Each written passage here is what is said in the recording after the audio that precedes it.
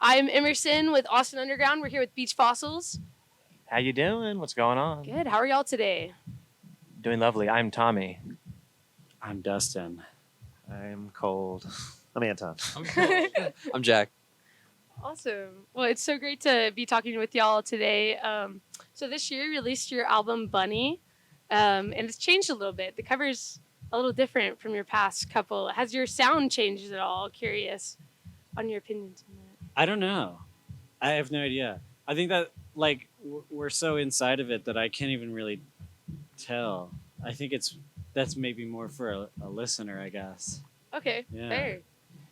Epic. Some of my favorites off the new album are Just Like Setting Sun and Sleeping on My Own. Do y'all have any individual favorites from the album? How do you pick between your children? Yeah. Exactly. No, I think That's rough. anytime we're making a song that is the best song, like yes, and then slowly you gel all of them. I don't know. I love all Yeah, I of mean, them. we pared them down from so many songs that it's like I really love all of them equally. Yeah. For sure.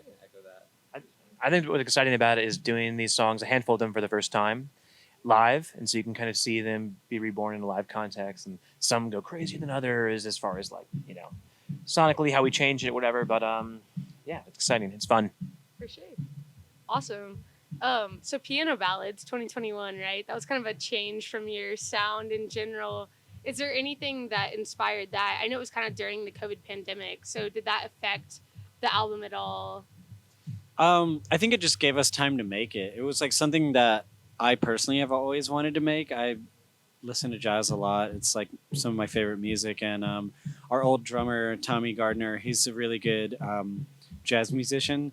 So he helped make those arrangements. He played piano and sax and the upright bass and all that kind of stuff on the album. And yeah, so huge shouts to Gardner for making that happen. But yeah, it was like, we were deep in the middle of writing Bunny when COVID happened. So, we couldn't get into a studio. So it was like a good time to make that album. Great time to kind of do an in-between. That's awesome. Okay, so I'm curious. You had the band Cunt Fuck. How did you transition from something kind of abrasive like the punk band Cunt Fuck to Beach Fossils today? It's still like a big part of, I'm the same person. I just I think I was playing in punk and metal bands and stuff for so long that when I started Beach Fossils, it was almost like a reaction against that to make softer music. But I find myself listening to aggressive music more often than other types of music still these days. It's still my favorite shit. I just I'm exploring this softer side of things with Beach Fossils. For sure. Okay. Yeah. That's But it's awesome. not like Beach Fossils is the full representation of who I am or what I listen to. It's just a part of it. It's just an extra, something you I'm do. gonna say we definitely exercise a lot of demons in between the writing sessions too, with jams and we exercise demons and angels. I'd say sometimes we have very beautiful pieces. We're like, ooh, this is cool, and then they'll never see the light of day. Sometimes we're writing crazy, demented Trout Mask replica, Captain Beefheart, Primus jams. That'll never see the light of day, but all of it's equally valid to get to the sauce of what we want to do. For sure. Did you say Primus jams? Trout Mask replica, Captain Beefheart Primus jams is what I said. Yeah. we Primus is referenced every other day in our studio. Gosh. Maybe just for jamming purposes. Who knows? I would have never expected that. John the Fisherman is one of my favorite songs. So Oh, yeah. I would have never added that up to be a Beach Fossils jam song. Anything and all is valid for us. It can Yeah. be Yanni. Anything It can be goes. Primus. Yanni. It can be Sex Pistols. It can be whatever we want it to be. It's epic. all it's equal. That's great. Yeah. That's awesome.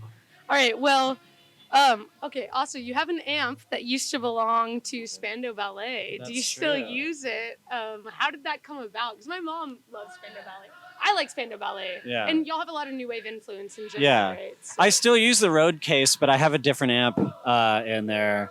But that amp is not in the best shape these days, so I bummer. use a different one. Yeah. that's rough. But I was That's using cool. it for rehearsals for this tour. Did you know Spandau Ballet? No, that was given I bought that off that band The Men, who had I guess got it somehow from Spandau Ballet or something. Weird. That's Yeah. crazy and awesome. Okay, sick. So you created Bandette Records as well. with great musicians like Frankie Cosmos. How has that influenced like the way that you create music? I think it just allows us like the freedom to do whatever we want whenever we want. You know, like I was already on my own terms when we were doing with captured tracks, but now it's like I literally don't have to answer to anybody. I can just do whatever I want and That's just awesome. take my time and make it work. Yeah. For sure. Has that changed the way that Beach Fossils has sounded at all? Has that changed the way that y'all approach? No, I Young don't think band. so. Yeah, I don't think it's changed anything musically. It's just like more on the side of like just taking our time and doing what we want. Yeah, For sure. That's awesome. It's great to have that extra time. yeah. In a way, Oh. sometimes it's bad because then we just like Yeah. Sometimes it's good to have a deadline because we'll just fuck around for too long. For sure. How is it without that deadline? I don't know. It's a hard. I don't know. Question. Yeah. It's been, I know it was like 2017 to 2021 to 2023, right? Like Yeah. between album I hate releases. deadlines, but they also can be beneficial. You know, sometimes I have to like just make a deadline and then have the label hold me to it. For sure. I was just gonna say, I always, about even throughout my entire life, the term overachieving procrastinator.